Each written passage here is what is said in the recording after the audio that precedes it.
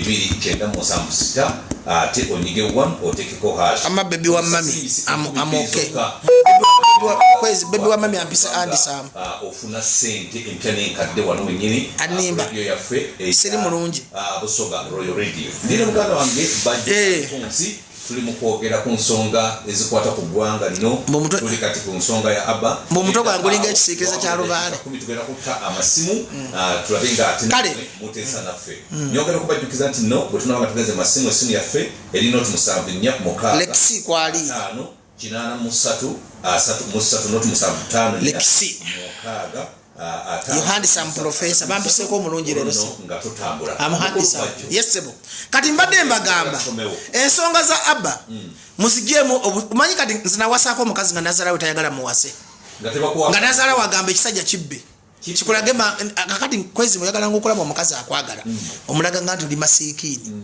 era ngo yagala okulaba nti umanyi lwakiseera galaga mu public nefola masiikini kulaba bani mikwano gyange bana bataliki kwezi buli oli waso omukazi ngo president ze Kamino superstar neravu olamu bwe mubera mu buliri abalowooza nyumba abalowooza motoka era akaba naga tata Abba mpe nyonyi tata Abba mpa seguku tata Abba mpa America Daniel omusajja ngamba yayimbanga alowooza America ntwalako mu America ngulire nyumba America jukira n'obwagazi buba mu nyumba yawa kakati banazala bano tebagaliza bana wekobera settled basingo maza nti buli oli wasa mwabampulia ku radio Busoga Royal Radio towasanga omukazi nga mama we si mufumbo oyo mukazi tasobola kufumba nedda tekisoboka kwezo olimba tasobola kuwasa mukazi zinawasaako embaga mukama yanyamba nakyala mukazi nangamba ne mugana ngandi masiikini sina na kyakulya korona akamotoka kakawishi nerako yamana agenda oba yabitega baba kono bamugamba ekisajja kibikweka maganjo nagende maganja kati ebintu byokweka maganjo byani ne mugambe byajajja agenda kufa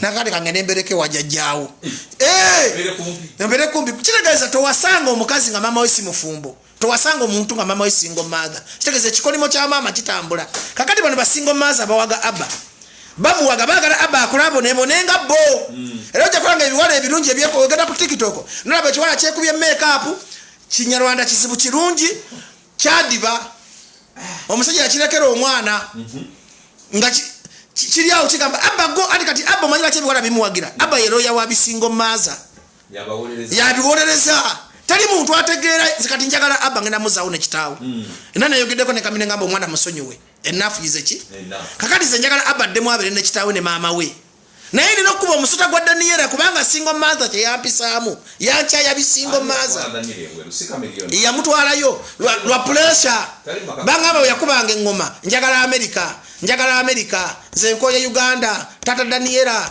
ntwala America musajja na yesendera akutwala wa afuna obule nagenda naba atas tapukiza nakola ba family ye Kamino tata ba family ye mu America ne mudio tasoba kutondera sembo ya samba meza it's alleged manyize sogera biko it's alleged numye nejagalo kakwatanga tugenti kagambye mbu it is his responsibility to pay for me school fees squares na ulidenga asana wo tuli Busoga abana 99% tebasoma bali waka bandi egombe nabo from mukisa Abba gwe yakola ki kwese bazadde wawe bali kwenso okuwerera omwana si mandatory tebakikulimba singa kyali mandatory nga kya constitution singa bana Uganda bonna tuli bana Uganda milioni singa milioni 5 zona zisoma Kamino nogamba bugamenti nkutute ku Galaxy nkutute ku international school yalasobola omuntu ala mu UPE nganze nzamwe product of UPE tata wange tiyatwala ko mu international school nandi badde manyo oluzungu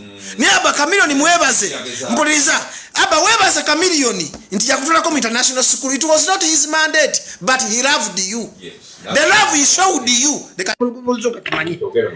love kino katiteke mu luzungu I want this clip to go to Abba.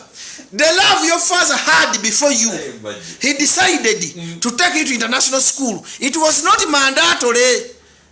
It is not constitutional. It's not a biological commandment. It's not by force. He took you to good schools because he loved you.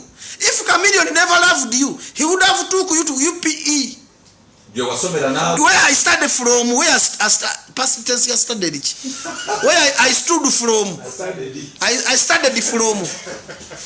I want the past tense of study. Kakati, stop misleading the public that your father it's mandate to pay for his school fees. Abba, here in Uganda, where you come from, children of your age are suffering with poor education, poor feeding. They have kwashako when their parents are still alive. And some parents here, they neglected them, not by force, because they are not responsible, as you say, that it's mandatory people to pay school fees. So what can you gamba to mzetu sasura school fees? Na yela hafu yo mzade ya gamba. Omwana wange njagala asomere ko musomere demedu. Ekyo kyebali se chameleon. Kakati chameleon abera kuchitanda nagano omuntu gwenda kolera ebintu ebinungi n'atasiima. Do you know why the Bible says, nti respect your parents, nti yagala nyo bazadde bo. Ompulira? Ennaku zo ziba nyingi ez'okunsi. Appreciate your dad. At least yefirize mtwalo gwa dola milioni 3 ngoziteka mwana omu. Mtwalo gwa dola mulambe. Ete ba sacrifice. Kati aba, if you don't appreciate your dad for the sacrifice he did, he would have paid 2 million. Niye yaka mwana kamuteye ko Galaxy, the best school. So he had a love for his children. Kati aba yesubiza obusika. Ochimanyi mama Daniel yasubiza abo busika. Zikamiro yangamba aba yemusika we ku Freedom City. Ye yangambye jina ngamba tuzala mibili tetuzala myoyo. Now you are not a musika.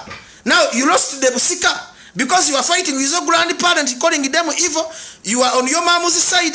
You cannot be given power to rule your children, your sibling. Ina ko sibling cheche. Abakwatagana na ngambe abana baganda aba baita batia. Sibling sinjaka tukoso oluzungu ekintu ekikulu amwe professor so bakogera luzungu lufu. Sibling kitegeeza ki? Baganda be.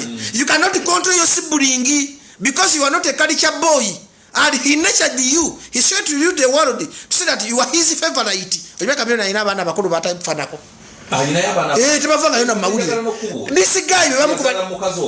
Ina abana abalala bangi. Lwaki namuyita embizi? Kuba embizi yetamanya birungi bagikoledde. Embizi ogitwala kulya muddo ekudduka kegena mu accident bagikonde bagisale bagirye. There is a right namuyita embizi. I'm mature than that boy. I can call him anything I want. Aba is a Muganda, Aba chassis okumnomia. Ali fluent mu Luganda asinga no Luganda. Never jack kamera. Abayo gala Latini. I said okwayo gala Greek. Do wana bana Uganda manyi ina amaro. Amaro ge baina. Barosa yo gala Luzungu lutufu. Neyo mwana ali fluent mu Luganda manyi n'engero n'ebikocho. Towe pangira ko Aba. Agira n'engero. Ndichiriya jo bakimutika. Kamuka mugwe Muganda. Gomanye efumita tomulinda garula.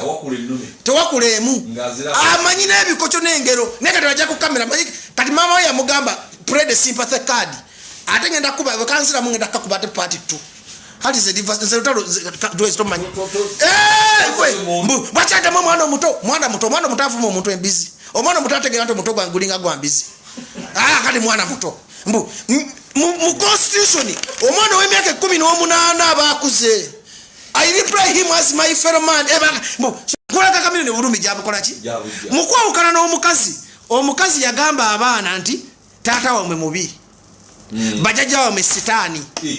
Kulaka omukazi wayawukanya abaana ku kika. N'agamba jajja wamwe Muzeyi Mayanja sitaani Ivo n'omwana yakyeyogerera Ivo. N'agamba jajja wamwe mubi. Nina atamanya nti bana abaana bakyaye ekika kyata Mayanja bwe mwava kamiliyoni. Ate fu abasajja abaganda mu culture tata sigara tata uyo yaga omukulu tasobya bagamba lwaki omukulu tasobya kwezi oyinza okuba olina obujonjo mu maaso sijja kujja ku radio obusoga loyo nkugambe nti kwezi olina obujonjo mu maaso kakati omukazi akuziza abaana mu dinayo nga tebagala nina mwe banaye mwekutira basajja mmwe omukazi akuziza abaana mu dinayo nga tebagala kika kyabwe that is very wrong. Daniela nkwegayirira nse wanyima emmere n'enkusonyiwa ku mutima naye nkwegayira Daniela tozikira abaana bo kika kyabwe abaana baleke Muzeyi Mayanja ye taata wa Aba wadde anyola ensingo n'anyola olulimi kubanga Aba ekimwagula ku social media kuliko ba single mothers abayina empisa embi nga Daniela buli muntu gola bawagira Aba ku social media single mother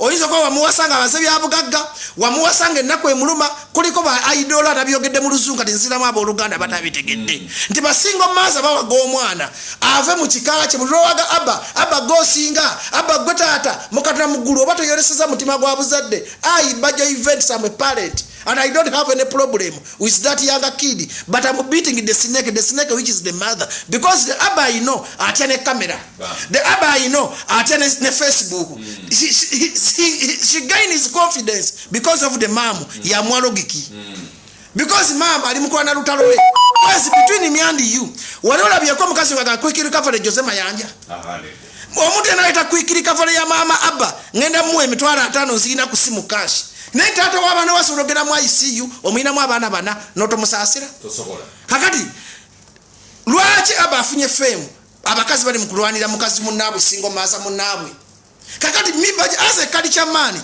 I cannot accept that nonsense that's why I'm one man is ame olutalo ndwanda buchi munane munanu ndekamu ngenda kutereza abba adene mu family ye yes the sina busibuku abba maybe single maza bakuze kati I'm a victim of the situation banzi baka abalongo abana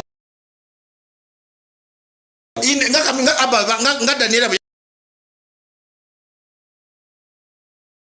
yabba abana baka million zabanzi baka balongo ba first born ekikazi kyage ne kibabba kusomera ku GMS ne kibatola musomero mu kisoma dindi ya Busilamu kaka ne kibagamba tata omwe yafa kati kamera singata badde sita omukazi yandiga ebambika abana bamayita bamulekwa nenga mukatuna tola milioni zanga 25 ne basireka kusomero kakati njogeza bulumi sogeza kabampane because I have ever experienced the same situation. I feel the same pain which chameleon is feel because chameleon has 3 types of depression. I speak English able to know. Your father has psychological depression of your relationship with the man. He has a psychological depression of Chagulanya and Bebe Cool because believe me or not there is that competition. He has a psychological depression of not living with his family. So you want your father to die because of social media noise, social media applauses, because they say Abba go sing up, Abba you are mani, Simani you are just a kid of 19. Even the future hasn't even determined you. You have to respect your cultural morals. You have to respect your parents.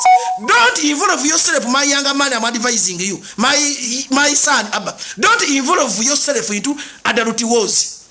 Because atogera mu blankwezi togenda ndayitogera mu blankachiba atogenda ngani linda mukatono kamale point eno the moment you show a side that I support mommy I don't support daddy you have lost it all.